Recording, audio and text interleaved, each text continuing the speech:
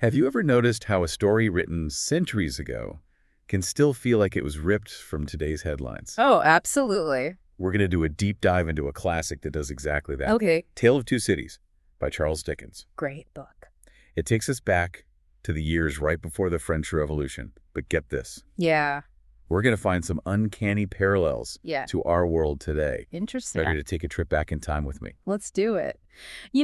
Dickens was really a master at capturing just like what it meant to be human. Right. And even though A Tale of Two Cities is set in the 1700s, Yeah. his take on things like fear and injustice and what makes a revolution so appealing, those all feel incredibly timely today, even now. Yeah, absolutely. And right from the beginning, Dickens throws us into the reality of 1775, London and Paris. Okay.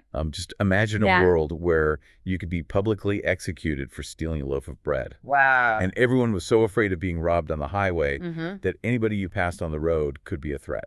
Right. Dickens really paints this picture of society that is just like on edge, Totally. gripped by anxiety. Yeah, and it's so interesting how that feeling, that anxiety that just kind of hangs over everything, Right. it connects with a lot of what we worry about today. Yeah. We may not have highwaymen jumping out at us from behind trees, Yeah. but we have economic uncertainty, we've got political polarization, and then, looming over all of it is this threat of climate change. Right. I think all those anxieties, just like the ones that Dickens describes, they can really feel like they're everywhere, you know? Yeah. They shape how we live our lives every single day. Absolutely. And so let's talk about Tellson's Bank for a minute. Okay. This place is like a stubborn time capsule.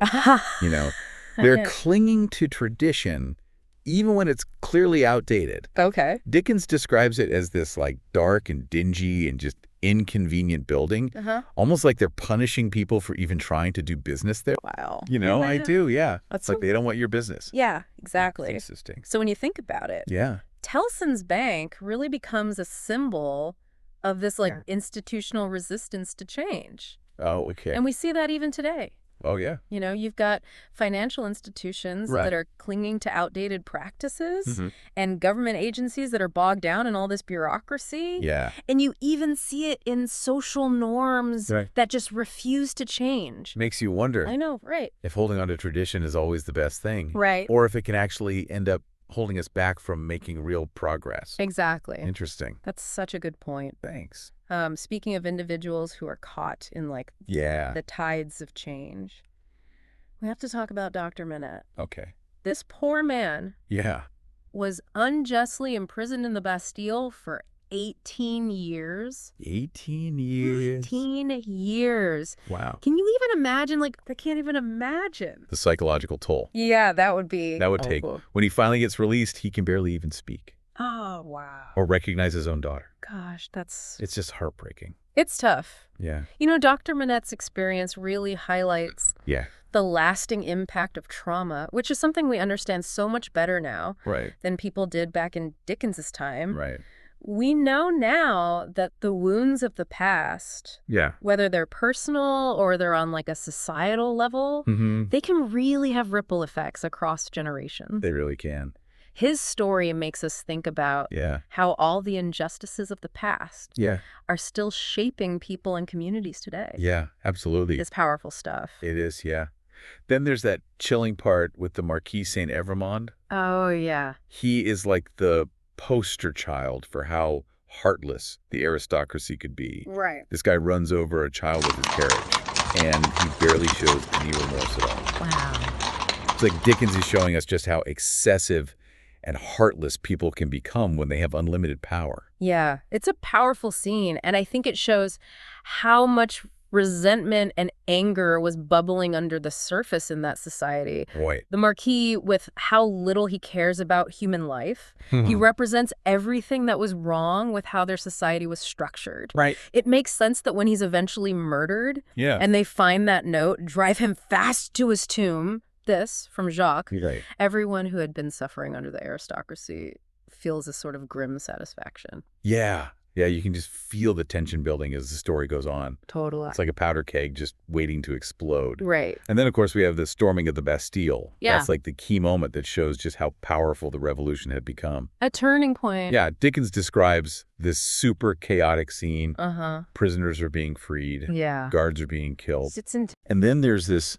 unforgettable image of Madame Defarge just knitting calmly in the middle of all this bloodshed. She's just knitting away like nothing's happening. It's chilling, right? Yeah, it is. It's really disturbing, actually. Yeah. I think it speaks to how dangerous it is when we let revenge take over and how violence can just strip away our humanity. Right. It's sad because it's a pattern we've seen over and over again throughout history. It's almost like a warning sign. Yeah. You know, reminding us that revolutions can start with really noble goals, but they can quickly turn into chaos and violence. Absolutely.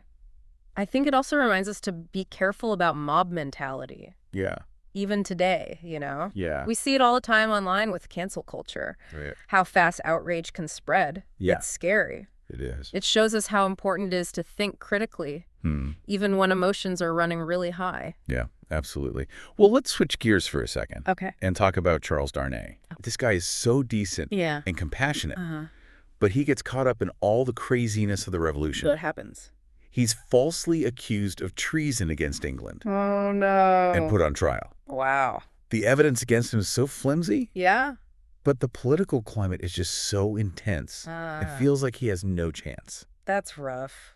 It is. And Darnay's trial, I think, is a good way to explore how fragile justice can be when people are afraid and there's so much unrest. Yeah, for sure. It shows that even in societies where we say we believe in the rule of law, those principles can disappear when there's a lot of public pressure and political agendas are at play. Right. And right when it seems like there's no hope left, we see this amazing act of self-sacrifice. Oh, wow. What happens? Sidney Carton. Okay. Who seems like this kind of sleazy lawyer, but he's secretly in love with Lucy. Oh, wow. He steps in to save Darnay's life. Oh. He happens to look a lot like Darnay. Yeah, and he comes up with this crazy plan to switch places with him. He's going to go to the guillotine instead of Darnay. Yeah. Wow. It's a long shot, but it's their only hope. Yeah, Carton going from this guy who seems apathetic and self-destructive to a hero who's willing to die for someone else. Right. I think that's one of the most powerful parts of the story. Yeah, me too. It makes you ask these really deep questions about redemption and what sacrifice really means. Yeah. And just how far we would go for love. It makes you think, right? It really does. What would you do if you were in that position? I don't know. Yeah. It shows how powerful love can be and how even people who seem flawed can find redemption through these selfless acts. It's inspiring. It is. But, you know, this is Dickens. So he can't resist throwing in a few twists. Okay. Just when we think Darnay is safe. Yeah. This secret from his past comes out. Oh. It turns out that Darnay is actually descended from the family. That caused so much suffering for Dr. Manette. Oh, wow. That changes things. I know, right? That adds a whole other level to the story. It does. It forces us to think about inherited guilt. Yeah. And how the things people did in the past can still affect us in the present. Exactly. It makes our feelings about Darnay more complicated. Right. Because he's still this good guy who's trying to do what's right. Yeah. But now he's got the weight of his family's history on him. Right. And it shows that even in situations that seem really clear-cut, yeah, there are often a lot of gray areas. Yeah. We have to think about how the things past generations did can impact the people who come after them. It's like their destinies are shaped by what happened before they were even born. It's true. So now we have Darnay carrying the weight of his family's past. Yeah. And he makes a really risky decision. Okay. He feels like he has to right the wrongs of his family. So he goes back to Paris in secret. What? To help a former servant who was unjustly imprisoned. To Paris. Yeah. But it's the reign of terror. I know. And like walking straight into a lion's den. It is. He's really putting himself at risk. He is, and it shows just how strong his character is. Right. That he would risk his own life to help someone else. Totally. He's trying to break the cycle of injustice and violence. Yeah. But it ends up putting him in a lot of danger. Of course. And things go bad really quickly. Yeah. Darnay is arrested right away as an enemy of the Republic. Right. And it's partly thanks to Madame Defarge. Yeah. She sees him as a symbol of everything she wants to destroy. Right. She wants to get rid of the whole aristocracy. Yeah. And Darnay's arrest just shows how fast the revolution turned into paranoia and bloodshed. It does. It's terrifying. It really is. Even the most innocent actions could be twisted around and used against you. Right. It was a world ruled by fear and suspicion. Yeah. And doesn't that feel kind of familiar? It does, a little. The way rumors and accusations can spread so fast online? Yeah, you're right. Fueled by fear and anger. Mm-hmm. It's like how people can be condemned without any kind of fair trial. It is. It's like a warning about what happens when we let fear and prejudice control us. Mm-hmm. It reminds us that even revolutions that start with good intentions can be corrupted by the very things they're trying to fight against. Exactly. And so Darnay is basically doomed. Yeah. Everyone knows the Revolutionary Tribunal is just a show. Right. There's no real justice there. It's scary. But then, right when all hope seems lost, Sidney Carton shows up. Oh, wow. Ready to put his plan into action. I can't believe he actually went through with it. I know, right? And coming to Paris at that time. Yeah. It was more than just him trying to save his friend. Right. It was the culmination of his whole journey towards redemption. Yeah, he finally found a purpose bigger than himself. Absolutely. He found a way to make up for his past. And make a real difference. Exactly. And his plan is so bold. It is. He blackmails the prison doctor. He knows something about the doctor's past. Uh-huh. And he uses that to force him to help switch places with Darnay.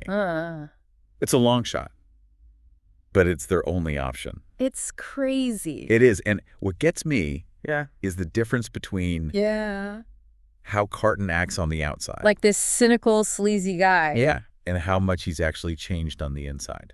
Yeah, it's like he's a whole different person. He's willing to give up everything for the woman he loves. It's really romantic. And when he does that, it shows how noble and courageous he really is. Right. No one would have expected that from him. I know. And remember, they look so much alike.